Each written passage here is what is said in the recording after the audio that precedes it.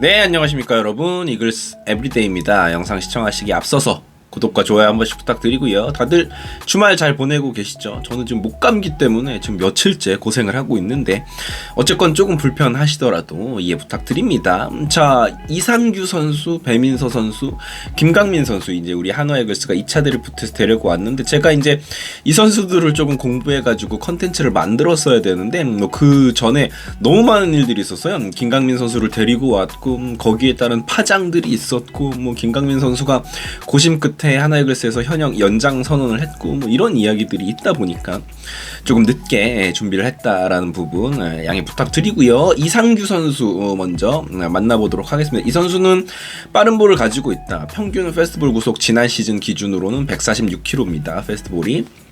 그렇다면 140km 후반대 구속을 계속해서 던져줄 수 있는 선수인데, 이 선수가 중요한 게 뭐냐면 지난 시즌을 기점으로 투심 페스트볼 그리고 이제 싱킹 페스트볼이라고 하는 이 페스트볼의 포심이라고 하죠. 보통의 이제 직구라고 우리가 흔히들 부르는 페스트볼 계열에서 조금 벗어나서 KBO 타자들이 조금 약점을 보이는 무브먼트가 조금 있는 페스트볼, 투심 페스트볼을 장착을 하게 되었습니다.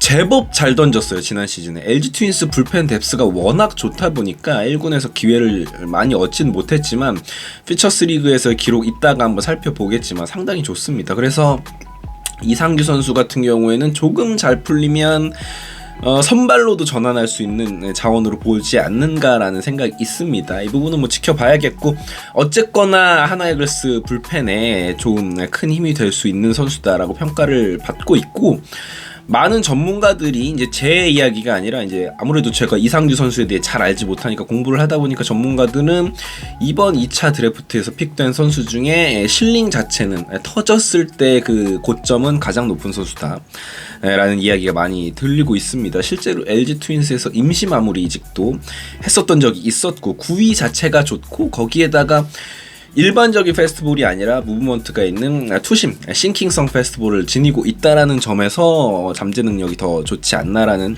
생각이 있는데, 제구가 잘 좋지 않았기 때문에 이제 임시 마무리직에서 일찍 내려왔는데, 문제는 2023년도에 2군에서 보여준 제구력이 굉장히 좋았습니다. 실제로 1군에서도 평균 자책점은 나쁘지 않았고요. 근데 이제 1군에서 못 뛴 이유는 아까도 말씀드렸지만 LG 트윈스의 불펜 뎁스가 어마어마하잖아요. 리그 전체 불펜 1위 팀이었기 때문에 이상규의 자리가 없었습니다. 그러니까 어떻게 보면 메이저리그의 이제 룰5 드래프트를 모티브 삼아서 이번 2차 드래프트가 이제 시행이 된 것인데, 2차 드래프트라는 어떤 방향성에 가장 적합한 선수가 아닌가 싶어요. 강팀에서 뎁스 때문에 뛰지 못했던 유망주가 이렇게 하나이글스 같은 뎁스가 좀 좋지 않은 팀에 와서 기회를 받게 되는 거죠. 그렇기 때문에 1라운드에서 이 선수를 뽑았고 50일 정도의 1군에서의 기회를 줘야 합니다. 그러니까 그만큼 이제 기대가 되는 선수다라고 볼 수 있을 것 같습니다.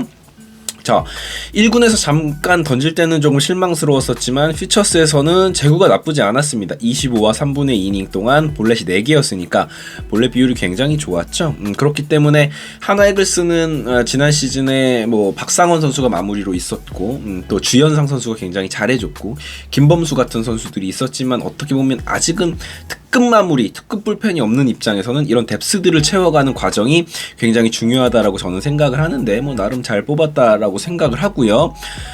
이상규 선수가 아까도 말씀드렸듯이 불펜에 어떤 큰 힘이 돼주는 선수일 수도 있겠지만, 장기적인 관점에서 보면 아직도 나이가 어린 선수이기 때문에 선발로도 써먹을 생각을 하고 있지 않나라는 생각이 듭니다. 지난 시즌 이상규 선수는 1군 무대에서 7과 3분의 2이닝 동안 실점 2점 실점을 했고요. 볼넷은 5개.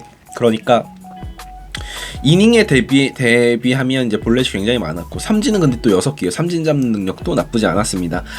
그래서 이제 2군에서 주로 생활을 했는데 2군에서의 모습이 나쁘지 않았어요.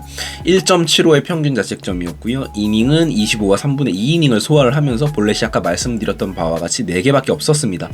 WHIP가 0.78. 그러니까 어느 정도는 본인이 이제 습득하고자 했던 투심 페스트볼의 제구를 잡아가는 과정이 아닌가라는 조금 생각을 조금 해봅니다. 물론 안 될 수도 있겠지만 잘 될 경우에는 이 선수는 고점이 좀 높다라고 보시면 될 것 같습니다. 아까 말씀드렸던 것처럼 페스트볼 평균 구속 146km였고요. 지난 시즌 기준. 슬라이더 있고요. 커브, 체인지업 다 던질 줄 알고 스플리터와 싱커를 던질 줄 아는데 제가 생각할 때 이 싱커가 지금 투심이 싱커로 표기가 된 것 같습니다. 스태티즈 상으로 말이죠. 자, 그리고 그 다음으로는 이제 배민서 선수 알아보도록 할 텐데요. 좀 솔직하게 말씀을 드리자면 워낙 이제 댓글에 저보고 행복회로만 돌린다고 하시는 분들이 계셔서 이상규 선수 같은 경우에 실제로 기대를 해봄직해요. 근데 배민서 선수는 개인적으로는 크게 기대가 되지는 않습니다. 이 선수는 사이드암 투수로 알려져 있는데 제구가 정말 좋지 않은 선수고 커리어 내내 제구 때문에 굉장히 불안정했던 선수인데 2022년도 시즌에 NC 다이노스 1군에서 40이닝을 던졌습니다. 그러면서 볼넷을 17개를 내줬으니까 사실 사이드암 투수가 제구가 안 되기 시작하면 진짜 답답해 미칠 노릇이 되거든요.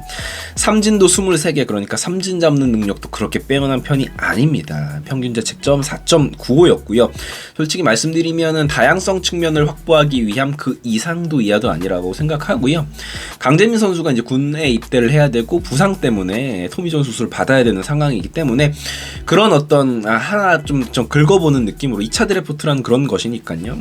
배민서 선수를 뽑았다라고 생각이 듭니다. 페스티벌 평균 구속은 이 선수 같은 경우에는 143.6km고요. 뭐 그렇게 인상적이진 않지만 강재민 선수가 지난 시즌에 140km를 이제 넘을 때도 있었고 못 넘을 때도 있었고 9위가 조금 하락했던 것을 생각하면 9위는 나쁘지 않습니다. 역시 제구를 잡는 과정이 필요하겠죠. 역시 이제 사이드암 투수인데 페스티벌 구속이 이 정도라면 나쁘진 않은 부분인데 제구를 잡는 것이 중요하다고 생각합니다. 퓨처스에서의 성적 한번 살펴보면 2.75의 평균 자책점 기록하면서 19와 3분의 2이닝 던졌고요. 그런데 볼넷이 역시 많았습니다. 퓨처스에서조차 볼넷이 아직 개선되지 않는 모습이었어요. 8개의 볼넷, 그리고 제가 조금 더 실망스러운 모습은 탈삼진이 8개인데 퓨처스 리그 레벨에서 19와 3분의 2이닝 동안 삼진을 8개밖에 잡지 못한다라는 건 글쎄요, 사실은 뭐 불펜으로든 선발로든 효용성이 그렇게 크지는 않다라고 생각을 합니다. 그야말로 2차 드래프트 하위 라운드에서 뽑을 수 있는 선수다라는 생각이 들어요. 자, 그리고 이제 김강민 선수 이야기를 조금 해보겠습니다. 김강민 선수에 대해서 아무래도 조금 상황적인 이야기를 많이 하다 보니까 이 선수의 스탯은 잘 살펴보지 못했는데 우선은 김강민 선수의 2021년도 시즌 스탯을 한번 보시면 2할 3푼 8리였고요. 출루율이 3할 2푼 7리. 그러니까 이 선수는 볼을 보는 능력 자체는 정말 타고난 선수입니다. 그러면서 장타툴까지 갖췄죠. 역시 이 시즌에 0.408의 장타율을 기록을 하면서 장타율 자체는 나쁘지 않았습니다. 이랬던 선수가 2022 시즌에는 더 좋은 성적을 보여줬습니다. 물론 경기 출전 수는 조금 줄었지만 말이죠. 3할 3리를 기록을 했고 출루율도 3할 7푼 5리, 출루율이 계속 나쁘지 않죠. 장타율도 0.449, 한국 시리즈에서 정말 멋진 활약을 펼쳐줬던 시즌이었죠. WRC 플러스가 129.5였습니다. 그리고 지난 시즌에는 경기 출전수가 더 줄어들면서 2할 2푼 6리, 출루율 3할 3푼 5리, 장타율은 0.292에 그쳤습니다. 여기서 제가 말씀드리고 싶은 건 뭐냐면 2021 시즌에 김강민 선수가 조금 부진한 모습을 겪었다가 2022 시즌에 부활한 모습을 보여줬단 말이죠. 지난 시즌 부진하긴 했지만 이 선수는 이제 공을 보는 능력은 갖추고 있다.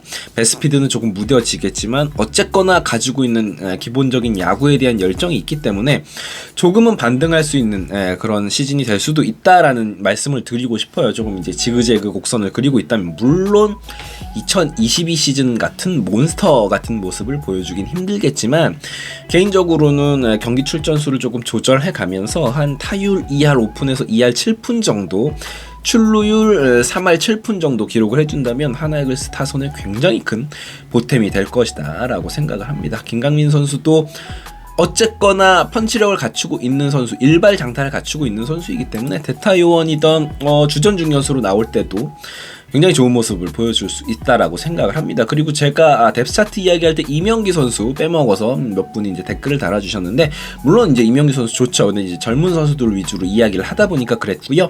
이명기 선수 당연히 실력상으로는 그리고 커리어상으로 보면 하나이글스 주전 외야 자리를 꿰찰 수 있는 실력을 갖추고 있는 선수인 건 확실합니다.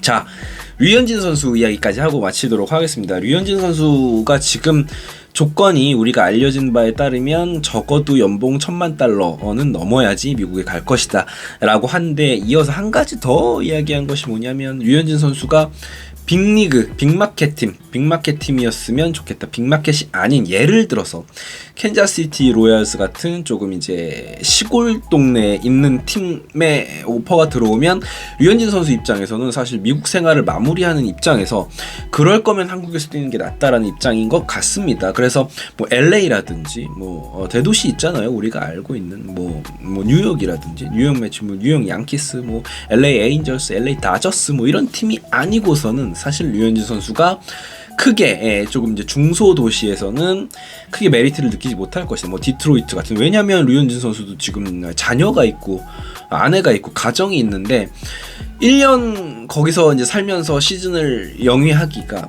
부담스럽습니다. 미국은 이제 물론 주마다 다르지만 우리나라에 비해서 세금도 조금 내는 양이 많기 때문에 그럴 거면 한화 이글스에서 뭐 거의 역대 최고 대우를 해줄 것이 자명한 사실인데, 그럴 거면 한국에 오는 것이 낫지 않겠냐라는 이야기가 들리고 있습니다. 어쨌건 류현진 선수 입장에서는 그 어떤 조건들을 굉장히 좁혀가고 있는 상황인 건 맞는 것 같아요. 왜냐하면 아쉬울 게 없는 상황이죠. 류현진 선수가 사실 메이저리그에서 이룰 수 있는 건 많이 이룬 선수기도 하고요. 자, 어떻게 될지 궁금합니다. 지금 이제 12월에 문을 활짝 열었는데 류현진 선수가 적어도 12월 안에는 결정이 날 것 같은데 어떤 방식으로 흘러가게 될지 한번 지켜봐 주시죠. 오늘 뉴스 여기까지 하겠고요. 이글스 에브리데이였습니다. 구독과 좋아요 부탁드립니다. 감사합니다.